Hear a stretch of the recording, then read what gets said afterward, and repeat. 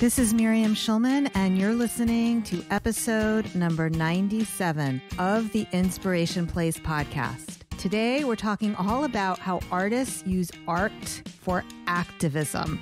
So for that, stay tuned. It's the Inspiration Place podcast with artist Miriam Schulman. Welcome to the Inspiration Place podcast, an art world insider podcast for artists by an artist, where each week we go behind the scenes to uncover the perspiration and inspiration behind the art. And now, your host, Miriam Schulman. Well, hello. This is your host, artist Miriam Schulman, and you're listening to episode number 97 of the Inspiration Place podcast. I'm honored that you've joined me here today. Now, when we began 2020, I remember hearing the metaphors of 2020 vision, but nothing could have prepared me for the awakening that we've all let me just speak for myself, that I've experienced over the last 4 to 5 months, but I know I'm not alone. First of all, with the onset of the pandemic, all of us were driven indoors and forced to tighten the ranks of our family's inner circle. For me, that meant lots of time with my husband, my 2 mostly adult children. They're 20 and 22. And at that age, we usually don't get to spend that kind of time with your children. So for that, I am grateful. But all this time together alone and not going about and doing our other things, all of this time allowed for a lot of deep thinking and introspection. And it really set the stage for deeper clarity. I have never felt clearer about what I want with my art and what I want with the Inspiration Place and seeing my role in the world. I'm seeing it very differently now. It's very similar to how in 7th grade, when I first got glasses and put them on, I was like, oh, that's what the world looks like. It's not just the pandemic set the stage for it.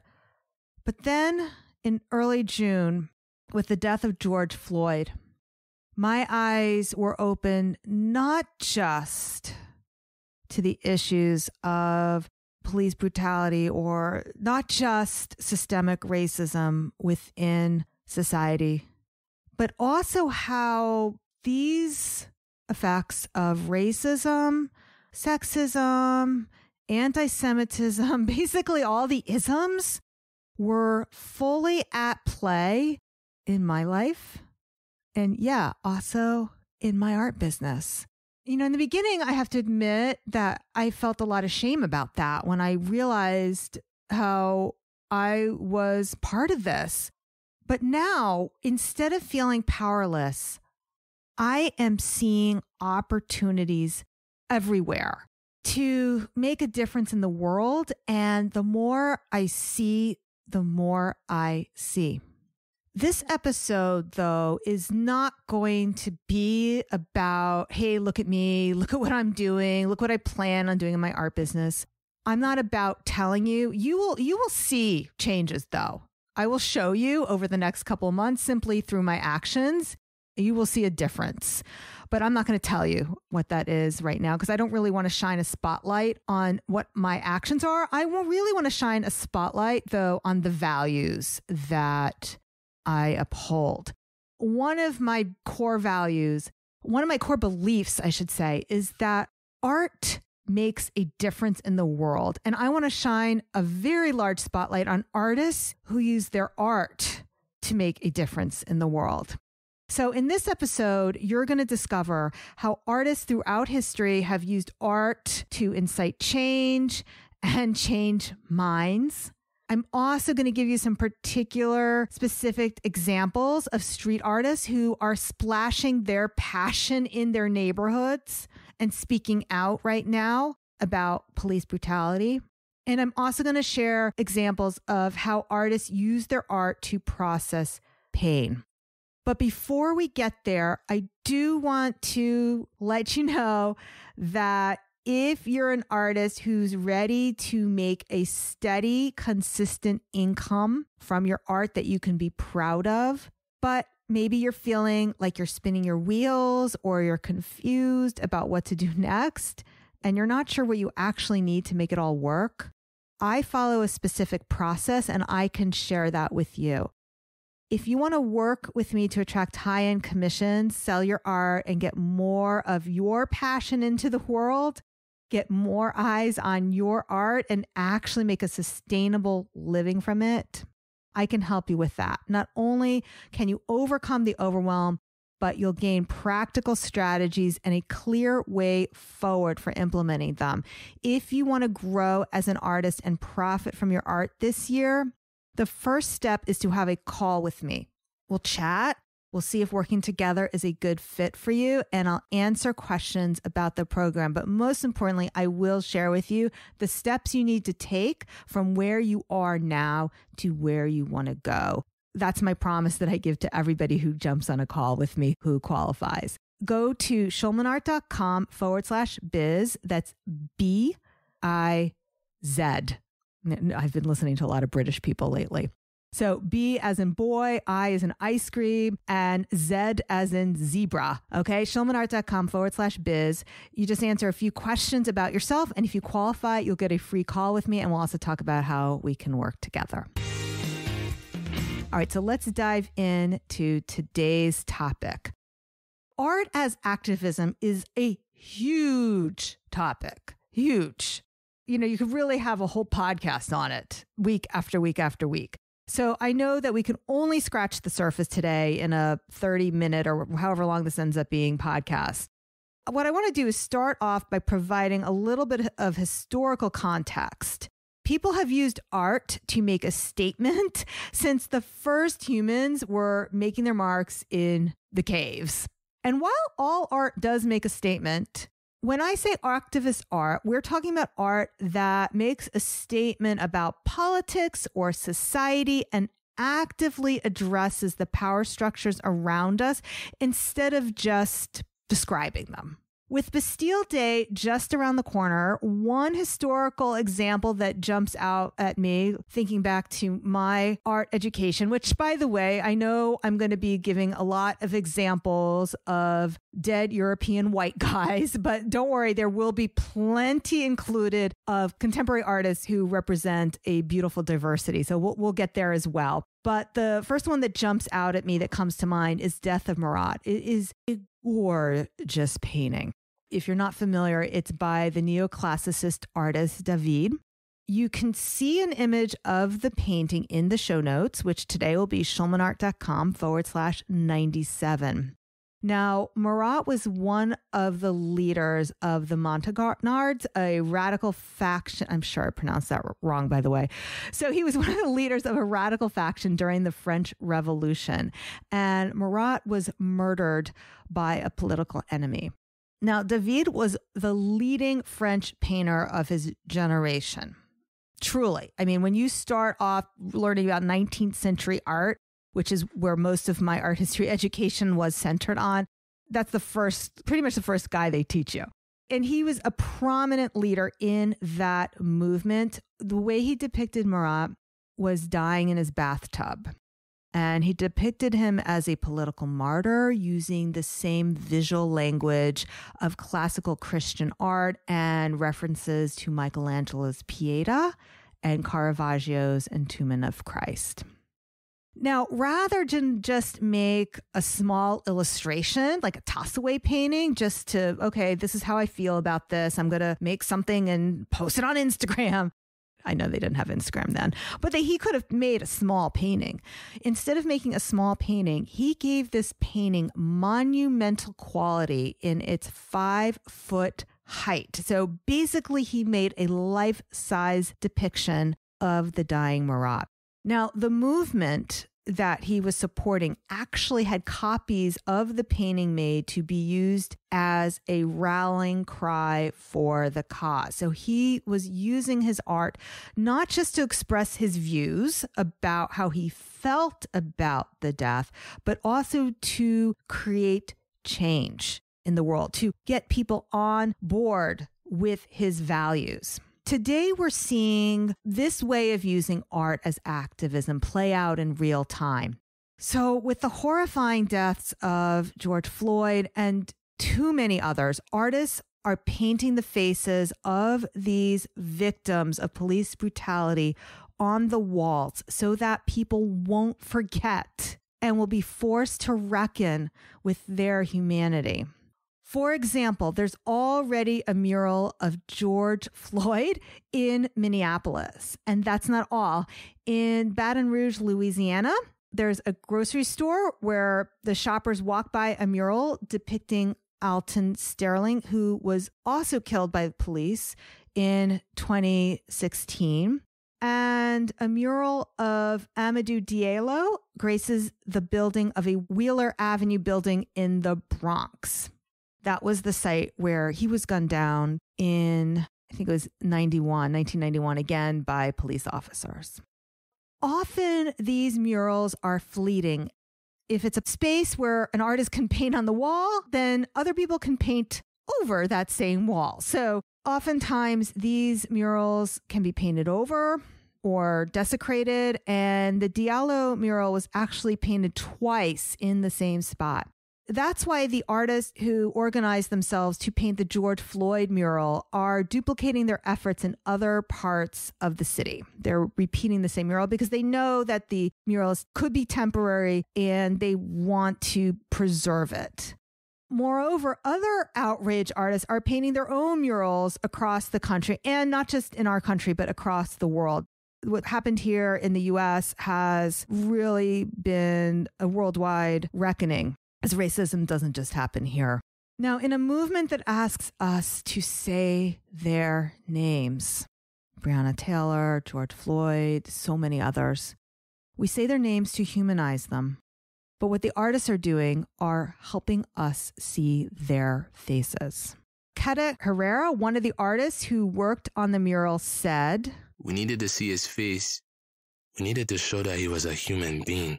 Artists who paint these types of emotionally charged images recognize that this art can function to arouse anger or to calm. Joe Hines, who created the Sterling mural in Louisiana, shared in a recent interview with the New York Times that he decided to create a mural for Alton's family. It's about honoring Alton. We know what happened to him, but allowing that person who has done wrong to live forever through a mural is a more powerful message. Another famous example of an artist who used her art for activism is Frida Kahlo. She was working a long time before people started talking about feminist art.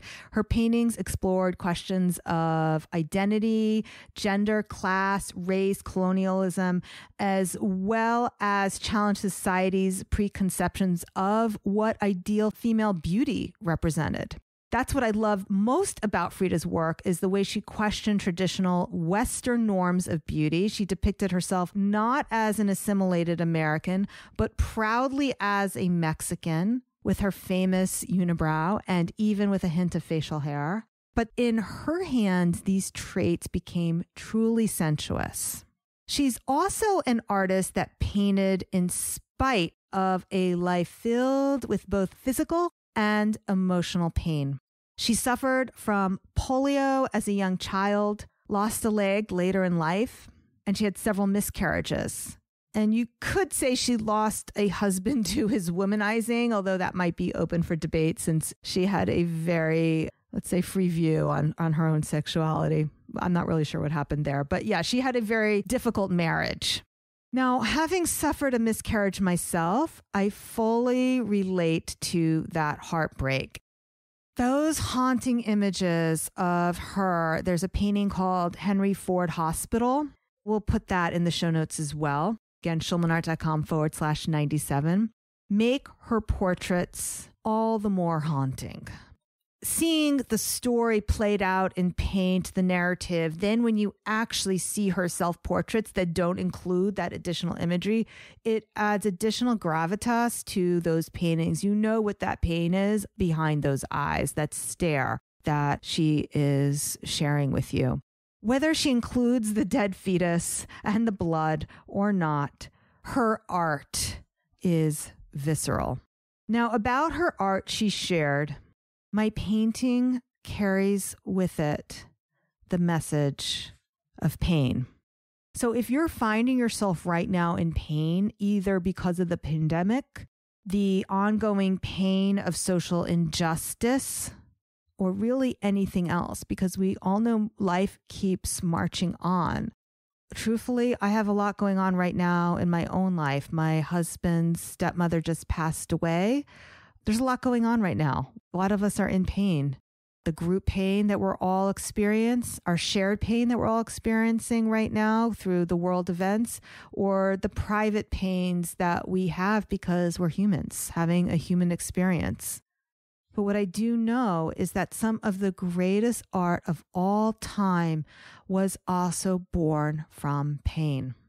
Now, while Kahlo's art was groundbreaking because of her feminist ideas, I want you to also know she was very active in the Mexican Communist Party. It was her husband, Diego Rivera, who at the time was the better known political artist. He was quite famous when she met him. And they actually met through the Communist Party. Now, of course, the art world has always heralded the art of men over that of women. So she wasn't quite as known in her lifetime as her then much more famous husband. But I want to stay on the subject of Dear Frida just for a moment longer, because I want to make sure we bring her out of the shadows. I could say a lot about her husband because he did do political art. And today's topic is about art activism. But like I said, I want to bring her out of the shadows of the machismo Mexican culture that she was born into. As art critics mostly focused on the feminist side of her art. However, her art was very political. Like I said, she met her husband through her involvement in the Mexican Communist Party. So if you look at Kahlo's art, her political art includes art depicting the dichotomy between capitalism, commercialism, and it depicts idealized communist values. So this was definitely a huge part of her art. And one of her last paintings was a tribute to Marxism. So you should know that that was a huge part of her art as well. Even when artists don't actually paint their political values, they often become activists through their actions. Us artists are a very passionate group, and we're all about sharing our message with the world. Now, a well-known example is the art critic and writer Émile Zola. So Émile Zola published an article that divided not just the arts community, but the entire country in 19th century France. A Jewish officer named Dreyfus in the French army was convicted of treason, but when evidence arose that actually another higher ranking officer was involved, the military decided to cover it up. Dreyfus took the blame instead. So Zola wrote a now famous open letter to the president of France entitled J'accuse, which accused the French army of obstruction of justice and anti-Semitism. And this divided the country. So this was a very pivotal and important history in France, as well as a very important part of cultural history. Let me tell you, history remembers. History doesn't forget. History remembers which artists stood up for injustice and which ones stood against it. Want to know? Monet, Pissarro, who was Jewish, Proust, and Zola were pro-Dreyfus. Dreyfus was Jewish, and many believe that the reason he was basically pinned for this crime was because of anti-Semitism. So those were the cultural elite who stood on his side, and there were many others. And sadly, Degas and Cézanne were against. And history remembers this. Now, when I go to museums and I look at the art of Degas, my admiration for his paintings, I still can look at it objectively and see the beauty. But honestly, they've now become tainted with my feelings of betrayal for Degas' fierce anti-Semitist stance. I have trouble seeing a separation between art and the artist behind the art. And the reason I have trouble with that is because as an artist, I know how profoundly and how interconnected my art is with me and my values and my own viewpoints. And that doesn't matter whether I'm painting animals or flowers. I know that I'm on that canvas. I know I'm on that paper. I know that my art is me. It's all there. All the processed and unprocessed emotions that I've reckoned with and the emotions I haven't reckoned with are all there. I know that. And that's why I know with every cell of my body that silence during this current moment in time is not an option. Honestly, I regret the times I stayed silent in the last few years when I've had this podcast. I've shared with you. You're going to be hearing more about my values because I regret when Kavanaugh was being confirmed, people were speaking out with the Me Too movement. I regret not speaking out then. That was an issue that was very important to me, and I stayed silent. And when you are silent, you are complicit. I definitely feel that way during this Black Lives Matter moment. And let me just clarify, because I know there's some confusion about, well, what about all lives matter? I just want to clarify why that is an insensitive thing to say. I'm not an expert on diversity. I'm not an expert on inclusion. So it's hard for me to step in as a teacher of this in this moment. But because people were saying all lives matter on my social media feed, on my posts in the comments, I need to address it. So basically, it's like if someone's house is on fire, if your house is on fire and somebody said to you, yeah, that's sad, but all houses matter. But your house isn't on fire. This is the house that's on fire. Or if you go to a breast cancer march and somebody says, yeah, but colon cancer matters too. Do you see that? And if you don't, there are plenty of teachers who can help you see that. But I just wanted to address that here simply because when I posted on Blackout Tuesday a square about that I support Black Lives Matter, and there were comments there. And I know that if that's what you were thinking, I know you maybe thought you were coming from a place of love. And I just feel responsible for speaking out why that is hurtful to other people, because I know you don't want to hurt other people. All right. So silence is not an option. And what's also not an option is a watered down response. That's why I'm saying what I think, what I'm saying, what I feel on this podcast, why I'm sharing it with you. And I want to make sure my values are very clear and not a watered down response, because I don't feel that's an option for me anymore. As a white woman, and in case you haven't guessed, as a Jewish woman, as a white Jewish woman, I know how closely white supremacy stands with its dangerous cousin, white male supremacy, and also with its other cousin, Christian fundamentalists. So I am fiercely proud of being a Jewish person. I'm fiercely proud of being a woman. And I want to also be proud of supporting people by becoming an ally and an anti-racist. Jews have always stood by in these causes because we have also been a persecuted race. I'm fiercely proud of the rabbis who marched arm in arm with Martin Luther King and Selma. But I also recognize that as an American Jew, as a white person, I've been the beneficiary of decades of these racist policies.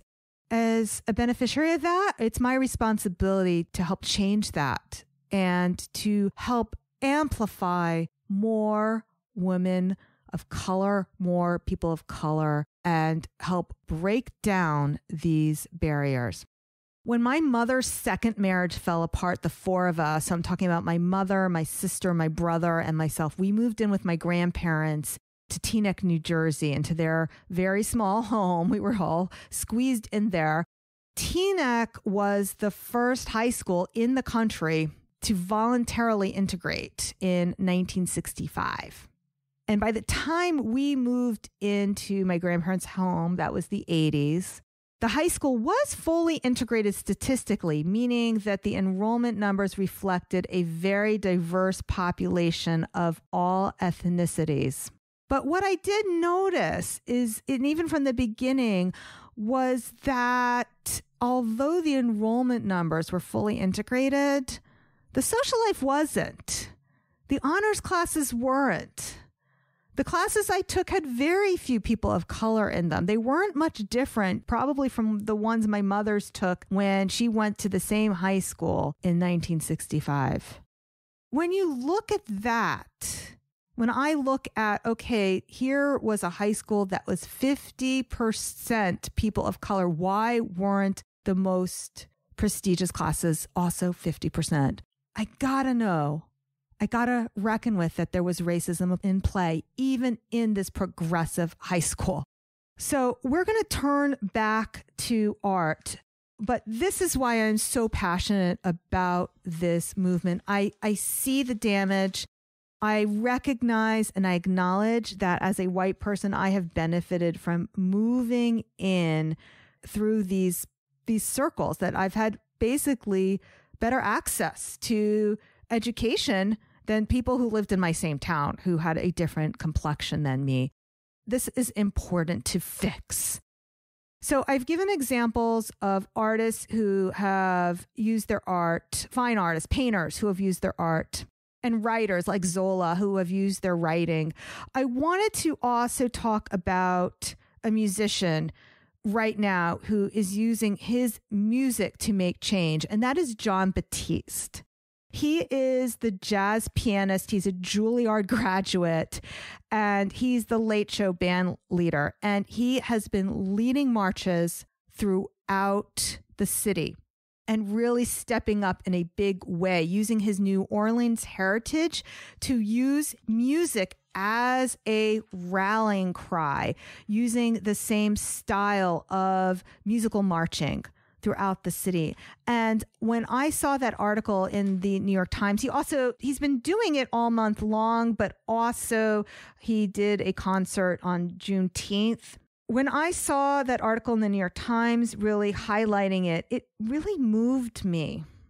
And here's what he had to say. Now, I did use actors. I just want to admit that for the prior quotes. I thought it would make a beautiful contrast between my Jewish New York female voice and the voices of artists. So those weren't the actual people who were being quoted. They were voice actors. I'm going to try to give the same kind of gravitas now to what people are saying about Jon Batiste, what he's saying about what he's doing now in this moment. What's really rare about what he's doing is there's plenty of people who are leading street marches, but what's really rare is to see a jazz musician who has a household name and a national platform like Batiste does. And what he's doing is inviting them into the streets. What I was also moved by was what Colbert had to say about what Batiste is doing. So I'm going to quote Colbert here. In the present darkness that constitutes so much of the national conversation, John, by his example and his spirit, gives me hope that I might do my job and maintain my own humanity. I believe long after no one knows who I am, the name Jon Batiste will be spoken with admiration, and I'm grateful to know him. End quote. It is that passion that I invite you as an artist to bring to your craft. And I know that there's people who listen to this podcast who are not just visual artists. So I'm speaking to you as well. There are musicians and other creatives. Whatever your craft is, whatever your endeavor is, if it's your business, if it's music, if it's writing, you can bring this same passion and this light to your art, whatever there is. One thing that Jon Batiste said when he was interviewed for this article is that there are 3 candidates that we're dealing with. This is an exact quote. There are 3 candidates that we're dealing with: Donald Trump, Joe Biden, and the candidate of apathy. Apathy's insidious. It comes from having a weight on our collective shoulders for centuries. End quote. And what is apathy? Apathy is silence. If that's you, if you are somebody who is afraid to speak out, afraid of messing with the aesthetics of your Instagram, I'm inviting you to be brave and to speak what you think, even if it is that you disagree with me, because really the biggest enemy here is silence, is apathy.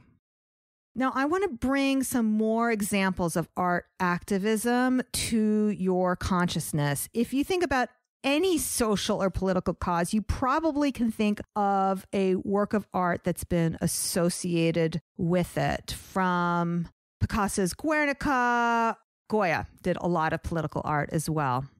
And other art activists we can mention that are household names are Bansky. But what I want to do is bring to your attention a few that you may not heard of. So there are 3 women that I want to bring to your attention, and I'm bringing them to your attention. At the same time, I do feel a little badly that they're being grouped in with this list, like this survey, because really each of these women that I'm going to mention and talk about really deserve their own episode. Like I said, this entire episode could be its own podcast, like week after week after week.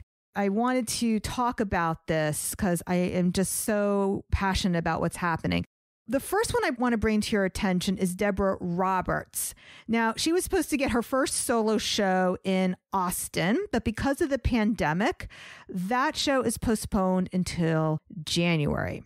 The kind of art she creates, and we are going to link to her Instagram in the show notes, is she makes what are deceptively simple collages of young Black girls. And I've heard an interview with her where she talks about how she likes to do them with about 8 years old. Sometimes she also does boys, but they are mostly little girls. And she's exploring how they see themselves and how the world sees them. So, for example, Facing the Rising Sun is a portrait of a 14-year-old George Stinney who was wrongfully convicted of murdering 2 white girls in South Carolina in 1944, and he was executed. She painted him in his too big prison uniform. Now, if you look at the evidence in that case, there's no way that this 14-year-old could have dragged 2 little girls by himself into the forest. It's kind of this very similar, I would think, to the Zola, the Dreyfus affair, where somebody is wrongly accused. We know that the isms were fully at play here. And she's able to create a stunning piece of artwork that brings this story to our attention. But I also want you to look at her paintings of the little girls. She paints them with the collage. She paints these little girls with boxing mitts on. I would love to talk to her about why she does that, but I can imagine it's really showing how they have to fight in this world. By the way, I would love to have Deborah Roberts on this podcast. So anybody knows her and can make an introduction, I would appreciate that. And if you're listening, Deborah, I love your art and I would love to do it full justice here on the podcast. Another artist I admire. So, I grew up when I was in high school in Teaneck. This artist lives in a neighboring town of that. Right now she lives in Englewood, New Jersey, which is just over the border from Teaneck. Faith Ringgold. Now, she's been an activist for most of her 89 years, and she's confronted race relations in this country again and again, led protests to diversify museums, and she even went to jail for an exhibition she organized. Her art acknowledges history while subverting it, like her large-scale work, American People series. That one is currently hanging at the MoMA and was inspired by Picasso's Guernica. She also turned her Tar Beach series into a Caldecott-winning picture book about the magic of urban rooftops and imagination. So, Faith, if you're listening to this podcast, I'd really love to bring you on as well someday. These people are on my dream list, by the way, of who I'd want to interview. Deborah Roberts, Faith Ringgold, and the third woman I'd like to interview is Bisa Butler. So she has an exhibit in a museum right here, 20 minutes from me. It's been closed due to COVID, unfortunately. So Bisa Butler makes astonishing quilt portraits of famous figures from Black history as well as unknown everyday African Americans. She chooses fabrics to reflect the subject's life. And I know that when she was at Howard University, she was very influenced to use primary colors like they do in Africa. So she's telling the story of the African American side of the American life, and she does it so beautifully. And these are all figure paintings, just like Deborah Roberts' work. Now, I can go on and on and on about different artists that I love. Truly talking about art history is my favorite topic. That's why I majored in art history when I was in college. I was supposed to be an engineering major, but I took so many art history classes, I wasn't going to graduate unless I changed my major. But we talked about Frida Kahlo, David, and we talked about Faith Ringgold, Deborah Roberts, Bisa Butler, and also the musician Jon Batiste, as well as the writer Zola. Now, because a lot of art activists don't see huge popular success right away, if ever, I'm going to be sharing the Instagram accounts inside of the show notes so you can follow and support them. I love the idea of diversifying my Instagram feed with some of these artists' works, and I thought you might as well. So you're going to find links to the ones that are alive, including the muralist, by the way, that we talked about. We're going to share links to all of them in the show notes, which will be schulmanart.com/97.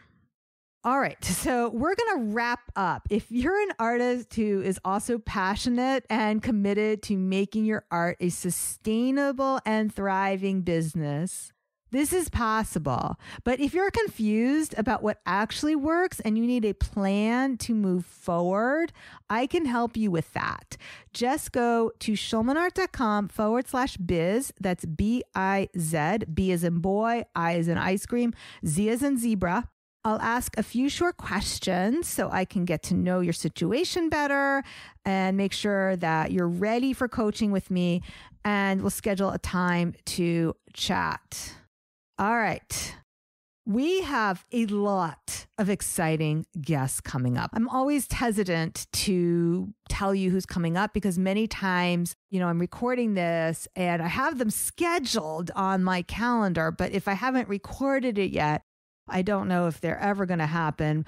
But let me tell you, you're not going to want to miss any of them. Really exciting authors, artists, and speakers, all inspirational, and you are not going to want to miss it. So make sure you hit the subscribe or the follow button in your podcast app. And if you're feeling extra generous, leave me a review. I know it can be a little tricky. I'm going to tell you how to do it. What you need to do is search for the show, The Inspiration Place, scroll down, and then you're going to see ratings and reviews. Basically, it's underneath available episodes. You kind of have to try to scroll up. It may not let you at first, and you scroll up, you hit the 5 stars, and you have to scroll down a little bit more and click that link that says write a review.